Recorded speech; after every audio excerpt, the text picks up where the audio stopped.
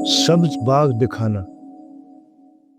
इस मुहावरे का मतलब है किसी को लालच देकर अपने जाल में फंसाना।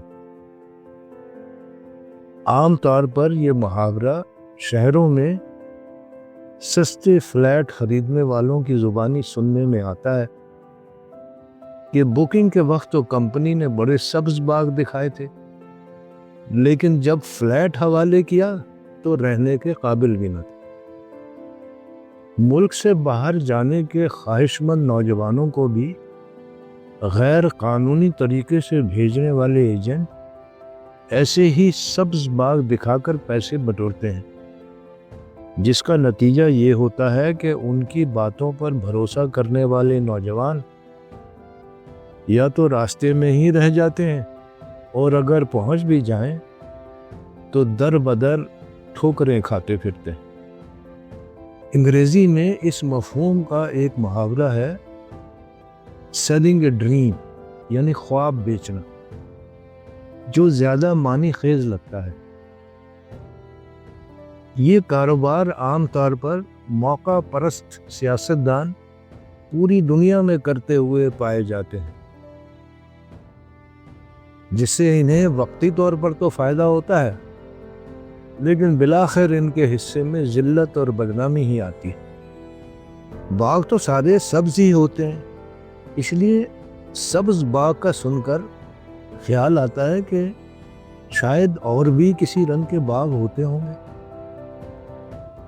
इस ज़मन में सब्ज के अलावा सिर्फ काला बाग ही सुनने में आता है, जो पाकिस्तान में मियाँ वाली के मुकाम पर वाक़े है, जहां लोहे के मादनी ज़खायर की वजह से इन पहाड़ों के रंग काले हैं जिन पर ये बाग लगे हुए हैं। एक और मशहूर ज़माना काला बाग, जिसे अंग्रेजी में ब्लैक फॉरेस्ट कहते हैं, जर्मनी में मीलों तक फैला हुआ और सयाहत का मकबूल मुकाम है।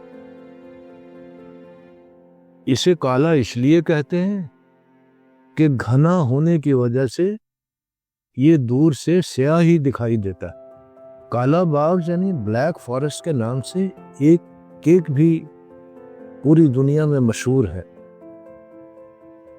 जो 1915 में अगरचे जर्मनी में ही पहली दफा बना था, लेकिन दिलचस्प बात यह है कि इसे तैयार करने वाले शेफ जोसेफ केलर का ब्लैक फॉरेस्ट से कोई ताल्लुक ही नहीं था, बल्कि वो वहाँ से बहुत दूर वाक़े शहर बॉन के एक कस्बे में रहते थे। केक का नाम ब्लैक फॉरेस्ट पड़ने के बारे में कई रिवायतें हैं, जिनमें से एक ये भी है कि इसके ऊपर चॉकलेट की तह जिस अंदाज में बिछाई जाती है वो ब्लैक फॉरेस्ट से मिलता है।